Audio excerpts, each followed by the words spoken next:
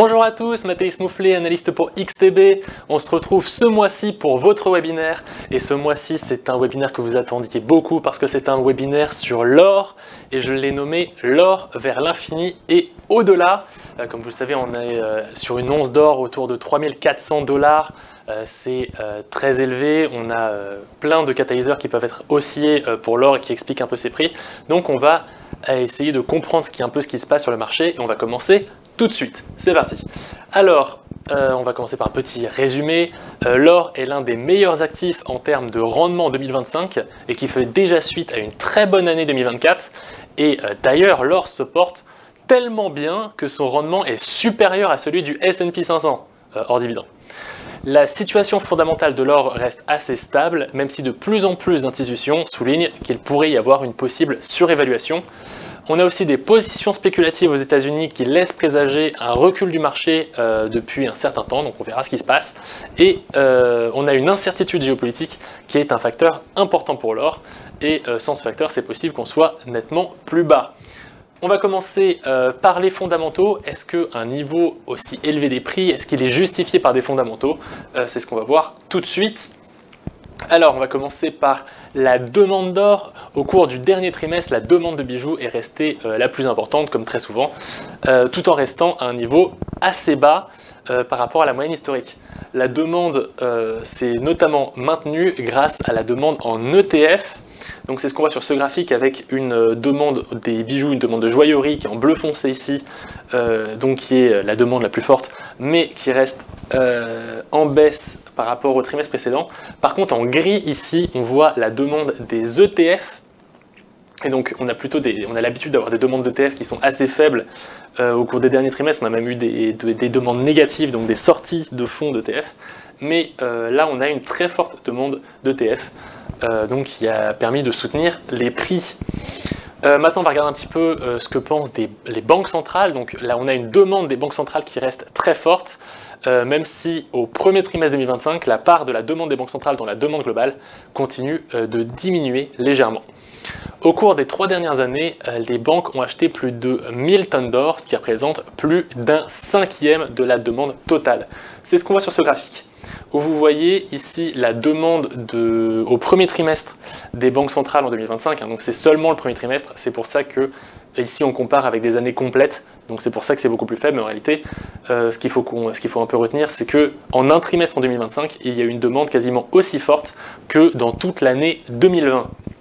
Et la part de la demande des banques centrales en 2025 est de 20,2%, ce qui est comparable avec les années 2024, 2023 et 2022, et donc qui est très très élevé. Donc on a des banques centrales qui achètent beaucoup d'or et qui permettent de soutenir les prix.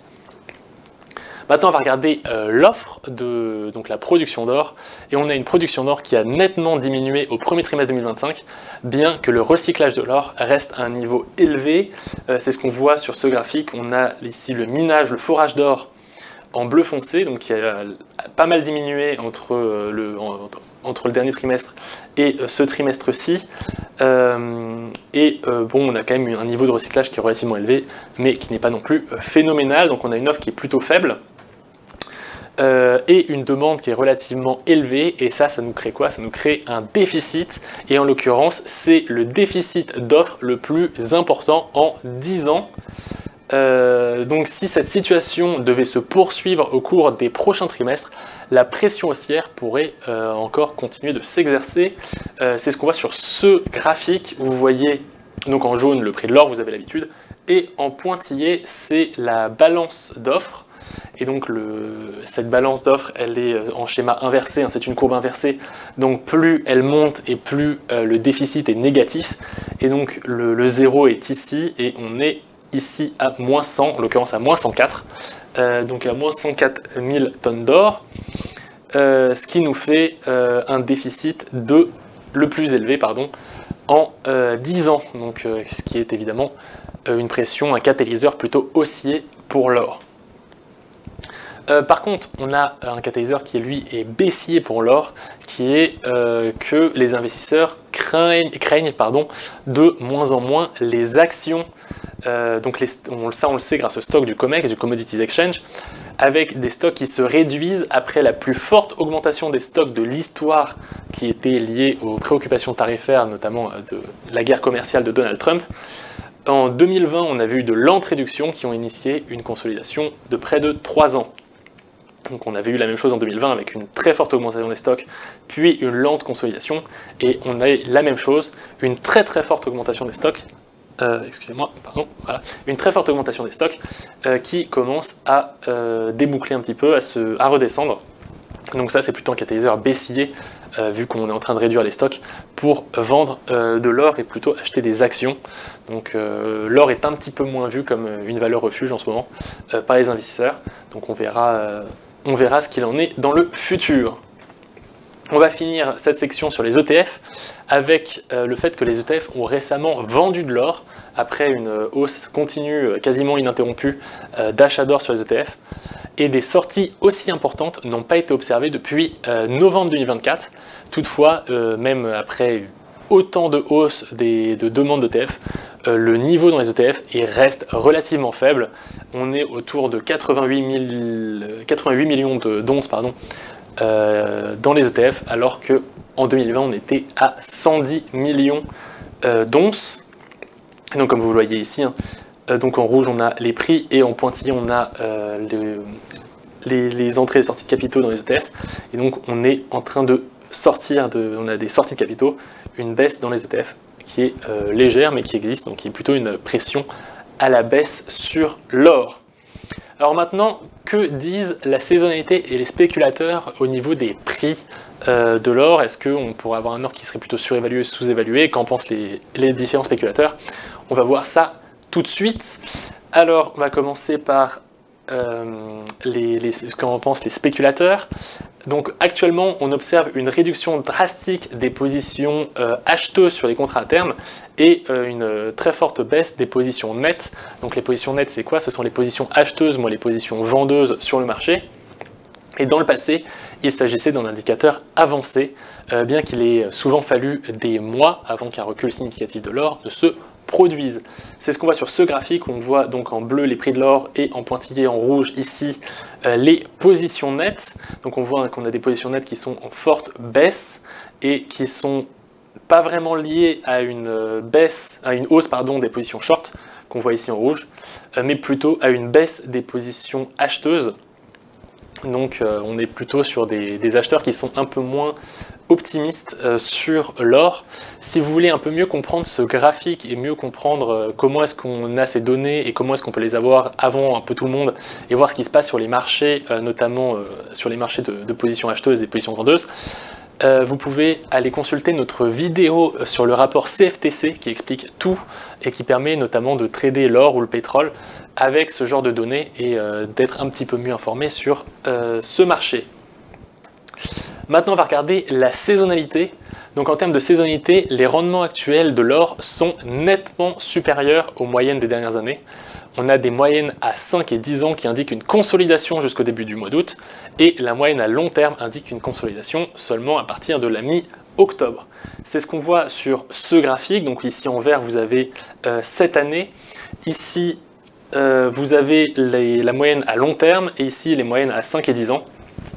Et donc on voit que on a plutôt donc quand on va arriver au niveau des 100 jours de trading, ce qui ne devrait pas tarder dans 10-15 séances, on va arriver à ce niveau-là, et si on suit les moyennes à 5 et 10 ans, on pourrait voir une consolidation des prix, et si on suit plutôt la moyenne à long terme, on aurait plutôt une stagnation. Mais en tout cas, ce que nous dit la saisonnalité, c'est qu'a priori sur ces moments-là de l'année, on a tendance à ne pas avoir de hausse. Après, il ne faut pas oublier que les performances passées ne présagent pas des performances futures, et que ce n'est pas parce qu'il s'est passé des choses dans les années précédentes qu'on aura la même chose cette année. Alors maintenant, on va regarder un petit peu les différentes façons que les investisseurs ont pour s'exposer à l'or et ce qui pourrait être le plus intéressant en fonction des divers portefeuilles. Alors, est-ce que, par exemple, on peut s'exposer à l'or avec des valeurs minières? Et dans ce cas-là, on achète des actions de sociétés, et ça peut être intéressant parce que c'est des sociétés qui peuvent verser des dividendes, et leur valorisation est tout de même corrélée à l'or. mais le facteur clé, c'est surtout la différence entre le prix de l'or et le coût du fourrage. Il n'y a aucun coût qui est lié au stockage d'or et à l'assurance, et c'est un moyen plutôt plus facile et plus rapide et plus intuitif pour s'exposer au marché de l'or, vu qu'on n'a pas forcément besoin de stocker nous-mêmes ou de faire stocker l'or par différentes institutions. Les inconvénients, c'est que les actions des entreprises sont vulnérables aux turbulences du marché dans sa globalité, ce qui peut conduire à des sous-évaluations en cas de baisse des marchés, tout en maintenant des prix de l'or à un niveau élevé. L'analyse des entreprises est souvent plus difficile, ou en tout cas peut être plus difficile que l'analyse de l'or, alors que dans le cas de l'or, on choisit un seul actif, alors que dans les entreprises, on en a beaucoup, il y en a des centaines, et les entreprises peuvent se couvrir, ce qui limite le potentiel de hausse dans un marché aurifère en croissance. Cela dit, si on considère les 25 dernières années, l'or bat actuellement les sociétés minières, les ETF et même les sociétés, ou même le SPX, donc le S&P 500. Cela dit, cela n'a pas toujours été le cas, mais c'est ce qu'on voit en bleu, c'est cette courbe-là en bleu. On a l'or qui est plus performant que le S&P 500, hors dividende, et beaucoup plus performant que toutes les sociétés minières, dont la performance vous la trouvez ici. On note aussi qu'à court terme, la volatilité des entreprises est plus élevée que celle de l'or, donc des entreprises mineuses d'or évidemment. Ici, les barres blanches représentent Barrick Gold, une célèbre entreprise de fourrage d'or américaine, qui affiche une volatilité, donc ici en blanc, beaucoup plus élevée que celle de l'or qui est en bleu. L'or a aussi connu des baisses trimestrielles moins fréquentes. Donc, bon, si tout le monde fait ce qu'il veut, évidemment, mais d'après ces données, on aurait plutôt tendance à vouloir s'orienter plutôt sur de l'or, soit en physique ou en ETC, si vous voulez vous exposer sur cet actif. Maintenant, on va regarder un peu la couverture. Pourquoi est-ce que c'est intéressant d'avoir de l'or en portefeuille? Notamment parce que l'or peut permettre de réduire la volatilité des portefeuilles. C'est ce qu'on voit ici. Si l'on considère les 20 dernières années, l'or se comporte de manière phénoménale, donc avec une très bonne performance, et en plus il réduit le risque, la volatilité de votre portefeuille, surtout au moment des rééquilibrages de portefeuille, et il réduit la baisse maximale du portefeuille et le nombre de mois de pertes.